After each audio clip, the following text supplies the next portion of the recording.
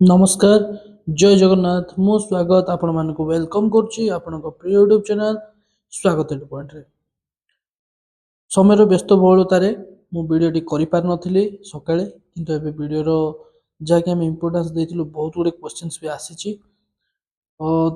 तेणु इंग्लीश रो भी जोड़ा कि इम्पोर्टान्स रहिबो पॉइंट ऑफ व्यू रे मु सेटा वीडियो यथाशीघ्र पकईदेवी किंतु जो देखिबा आज साहित्य कौन है पिलामानकर एग्जाम्स कौन रहिबो ठीक आंसर ता ऊपर चर्चा करिबा तो लेट न करी आरंभ करिबा आज वीडियो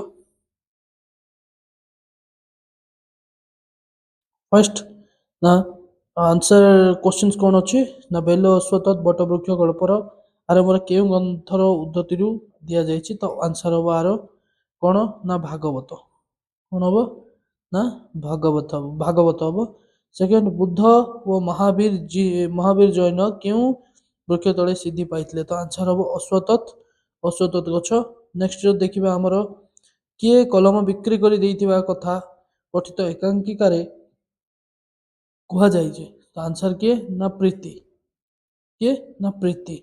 तो ऑप्शन आंसर एटा हबो नेक्स्ट महापात्र का उद्देश्य रे कहिथिले जे भारी क्षण रागी ठीक तो बो परी तो ए कथा कुहा जाइछे का उद्देश्य रे ना बेबी का उद्देश्य रे ना बेबी रो उद्देश्य रे कुहा जाइछे नेक्स्ट चिन्हिबेनी निश्चय चिन्हिबे रक्त कौन रक्त को टाड़िबो जानिबोनी तो टाड़िबोनी एटा कार उक्ति ना धर्मा रो मा कारण ना धर्मार मार उक्ति केउंटी लक्ष्मीकांतଙ୍କର रचना रचना सॉरी तो चटक चंद्रहास चंपू जोड़ा আছে সেটা হচ্ছে चटक चंद्रहास चंपू হচ্ছে लक्ष्मीकांतଙ୍କର रचना नेक्स्ट যদি দেখিবা हमर কোন আছে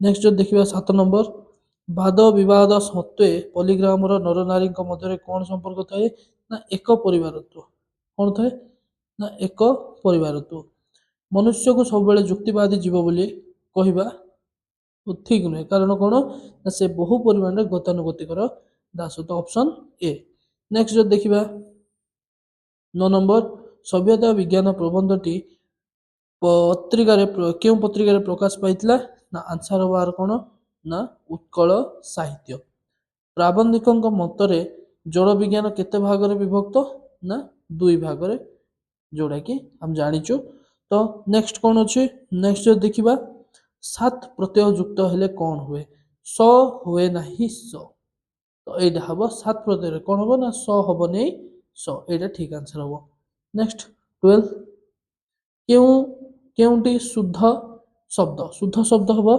जाग्य श्रेणी कोटा ना ऑप्शन सी कोटा ऑप्शन सी हबो जाग्य श्रेणी आ गोलोक बिहारी रा आंसर हबो ऑप्शन बी जो पिला माने डी बोली भाउछ सेटा भूल हबो तो गो रे ओकार ल रे भी ओकार हबो नेक्स्ट अछि चोखी रागर शब्द संबंध रे चोखी रागर छंद संपर्क रे केउ वाक्यते ठीक नुहे तो एटा जो देखिबा चतुर्थ पाद रे 15 टी अक्षर हुए केते ना चतुर्थ पाद रे 15 टी अक्षर हुए एटा हबो ठीक answer option number D next जो देखिबा बरजीव रसे देई मानस बरजीव रसे अमेध्य ग्रास तो एटा कोडा ना एटा हबो ना जमक कोडा ना जमक हबार ठीक आंसर 15 रो ए सेमिति केउठारे झरणा सृष्टि करबा कथा कवि कहिसथि मरु पथरे कोठी ना मरु पथरे झरणा सृष्टि करबा कथा कवि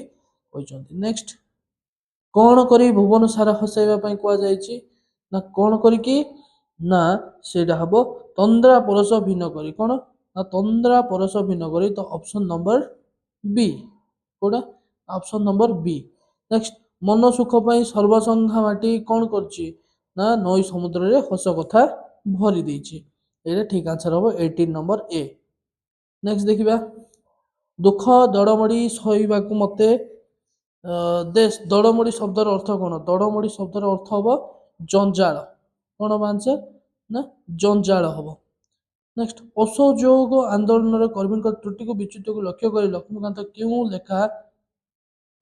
क्यों लेखा प्रकाश पाइथिला ना असहयोगीर आत्मकथा कौन असहयोगीर आत्मकथा एटा लेखा लिखिथिले लक्ष्मीकांत महापात्र नेक्स्ट कौन अच्छे ନା ଫକୀର ମୋହନଙ୍କ ପରି ଯେଉଁମାନେ ଓଡ଼ିଆ ଭାଷା ପାଇଁ ଚିନ୍ତା କରୁଥିଲେ ସେମାନଙ୍କୁ କ'ଣ କୁହାଯାଉଥିଲା?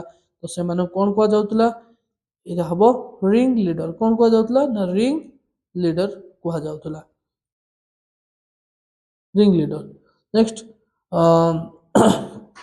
ନିଜ କିଏ ନିଜର ମାତୃଭାଷା ବଙ୍ଗଳାରେ ଲେଖିବା ପାଇଁ ଓଡ଼ିଆ ଲେଖିବା ଛାଡ଼ି ଦେଇଥିଲେ? ତ ଆନ୍ସର ହବ ଅନ୍ନଦା ଶଙ୍କର ରାୟ। କିଏ?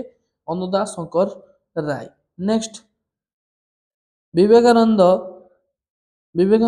ସନ୍ନ୍ୟାସ ଗ୍ରହଣ କରିବା ପରେ କେବେ ପ୍ରଥମେ ପରିଭ୍ରମଣରେ ବାହାରିଲେ? କେବେ? ନା ସେଇଟା ଆନ୍ସର ହେଇଯିବ ତମମାନଙ୍କର 1886 ମସିହା, ଅପସନ ନମ୍ବର ବି।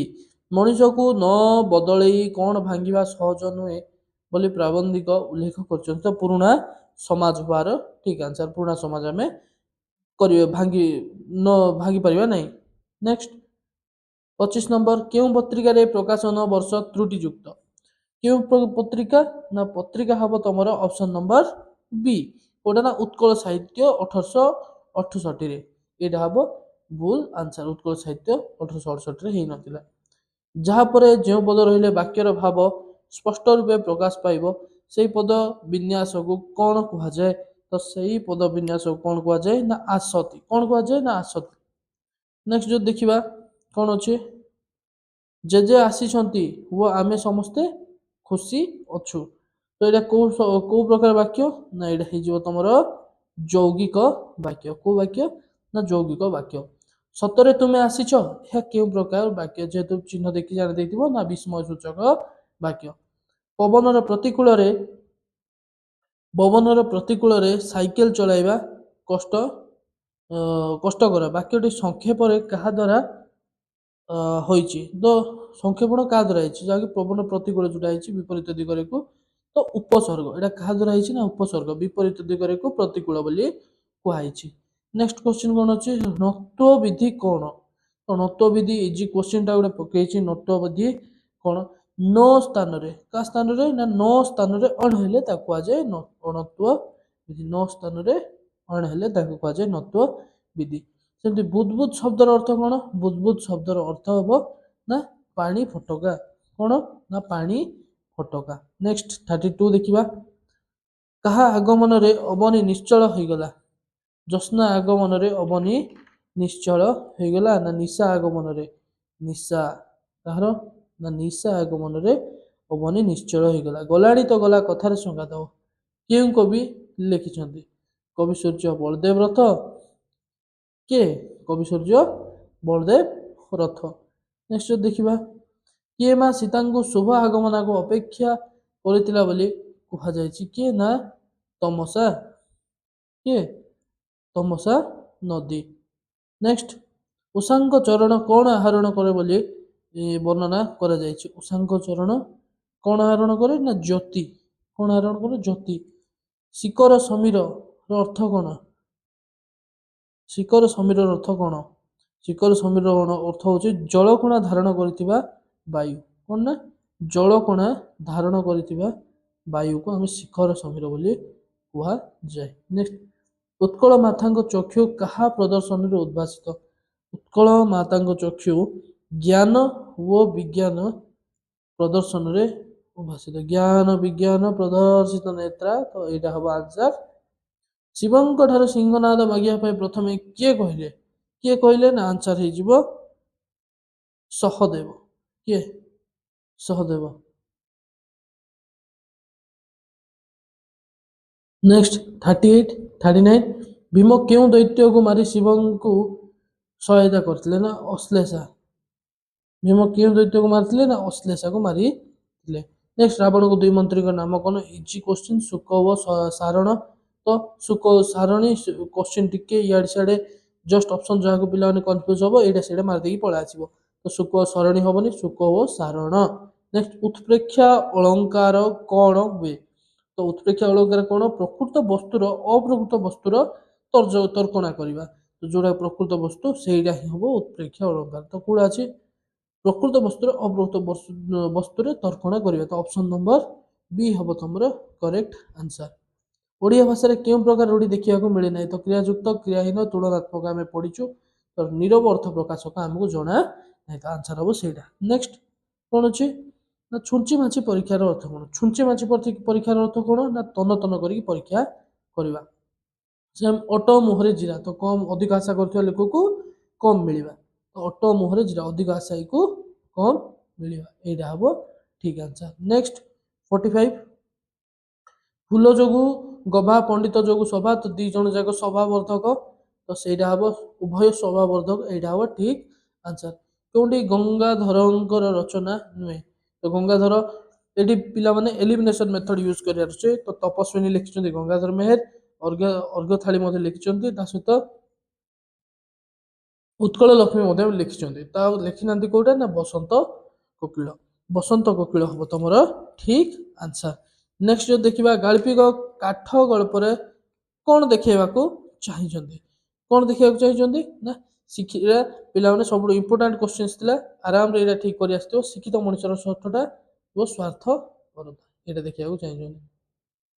ନେକ୍ସଟ, ଶେଷରେ କାଠ ଚିରିବା ପାଇଁ କେତେ ମୂଲ୍ୟ ଦେବାକୁ ସ୍ଥିର ହେଇଥିଲା? ତ 3 ଟଙ୍କା 12 ଅଣା। କେତେ? 3 ଟଙ୍କା 12 ଅଣା ଦେବାକୁ ସ୍ଥିର ହୋଇଥିଲା। ରାଜେଶ୍ୱରୀ ଦେବୀ କେତେ ଜଣ ଯୋଦ୍ଧାକୁ ସମ୍ମୁଖରେ ଯିବା ପାଇଁ ସମ୍ମୁଖ ସମରକୁ ଯିବା ପାଇଁ ପ୍ରସ୍ତାବ ଦେଲେ? ନା କେତେ? 12 ଜଣଙ୍କୁ। କେତେ ଜଣଙ୍କୁ? ନା 12 ଜଣଙ୍କୁ। ନେକ୍ସଟ, ମୁଁ ଲାଷ୍ଟ କ୍ୱେଶ୍ଚିନ୍ ପିଲାମାନେ, ମୁଁ କଳିଙ୍ଗ ରାଜାଙ୍କୁ ପ୍ରଶଂସା ଶୁଣିବାକୁ ଏଠିକୁ ଡାକିନି, ଏ କଥା କାହାର ଉକ୍ତି ଥିଲା? ନା ସେଇଟା ଥିଲା ଅଶୋକଙ୍କର। କାହାର? ନା ରାଜା ଅଶୋକଙ୍କର ଥିଲା। ତ ଏତିକି ପିଲାମାନେ, ଅପସନ୍ ଟିକେ ଦେଖାଉନି, ବଳକା 50ଟା ଅବଜେକ୍ଟିଭ ତମମାନଙ୍କର କୁହା ହେଇଗଲା ଠିକ୍ ଆନ୍ସର। ତ ଆଉଟ୍ ଅଫ୍ 50 ତମମାନଙ୍କର କେତେ ଆସିଛି ମୋତେ କମେଣ୍ଟ ସେକ୍ସନରେ ଜଣାଅ। ଆଉ ହୋପଫୁଲି ସମସ୍ତଙ୍କର 45+ କନଫର୍ମ ଠିକ୍ ହେଇଥିବ, ଏଇଟା ମୋର ଆଶା। ଆଉ ଏମିତି ହିଁ ସବୁ ଏକ୍ଜାମ୍ ତମର ଭଲ ହଉ, ଏହା ଆମର ଜଗନ୍ନାଥଙ୍କ ପାଖରେ ପ୍ରାର୍ଥନା। ଆଜିର ଭିଡ଼ିଓକୁ ଏଇଠି ରଖିବା। ସମସ୍ତଙ୍କୁ ପୁଣି ଥରେ ଜୟ ଜଗନ୍ନାଥ, ଶୁଭ ସନ୍ଧ୍ୟା।